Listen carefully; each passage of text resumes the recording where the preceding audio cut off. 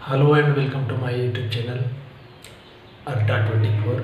दोस्तों, इस वीडियो में हम बात करेंगे लघुत्तम समापवर्त के बारे में कि क्या होता है लघुत्तम समापवर्त और कैसे हम किन्हीं भी संख्या का लघुत्तम समापवर्त ज्ञात करेंगे। तो आइए देखते हैं।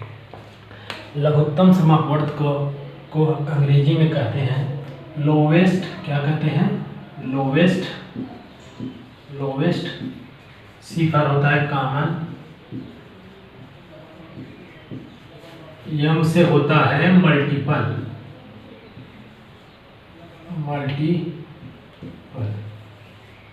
लोवेस्ट कॉमन मल्टीपल अर्थात लघुत्तम समापवर्त का मतलब, जैसे कोई संख्याएं हैं, दो या दो से अधिक संख्याएं हैं, तो इन संख्याओं का लघुत्तम समापवर्त एक ऐसी संख्या होगी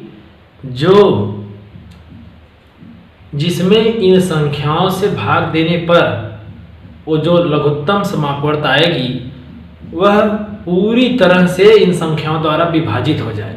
माने एक ऐसी छोटी, लोवेस्ट माने छोटी, एक ऐसी छोटी से छोटी संख्या है लघुत्तम समापवर्त जो उन संख्याओं द्वारा, कौन सी संख्या, जिन संख्या का लघुत्तम समापवर्त हम निकालते हैं उन संख्याओं से भाग देने पर वह लघुत्तम समापवर्त पूरी तरह से विभाजित हो जाए, तो ऐसी संख्या को लघुत्तम समापवर्त कहते हैं। अर्थात देख लेते हैं कि किस प्रकार से हम लघुत्तम समापवर्त किसी संख्या का निकालते हैं। पहले एक छोटा सा उदाहरण लेके समझाएंगे, इसके बाद धीरे धीरे आगे बढ़ेंगे।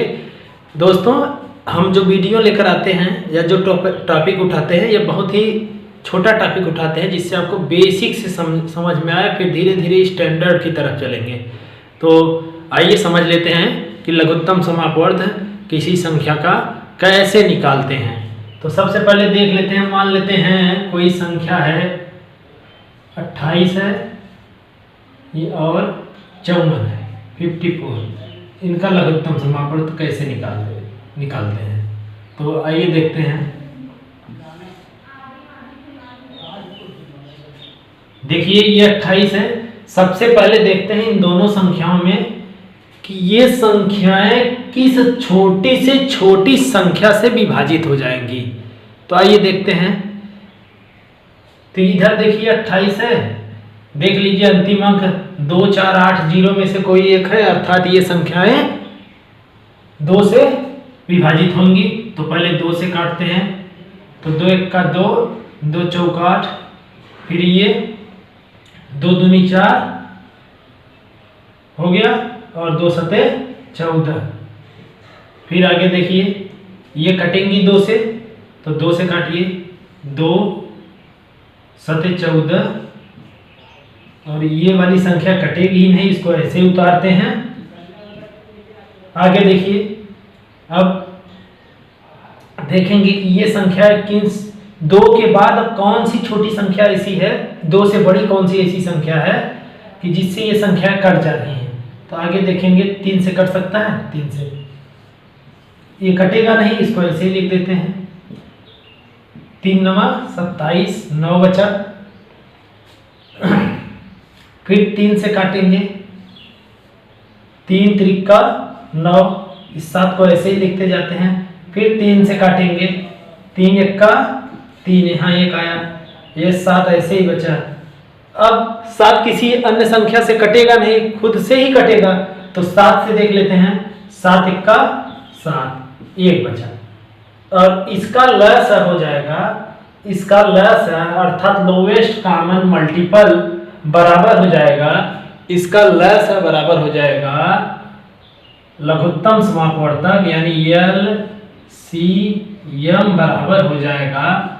अब ये जो जिन संख्या से हम डिवाइड किए हुए हैं इन संख्या का मल्टीप्लिकेशन आपस में करेंगे, तो हो जाएगा 2 मल्टीप्लाइड बाई 2, फिर 3, फिर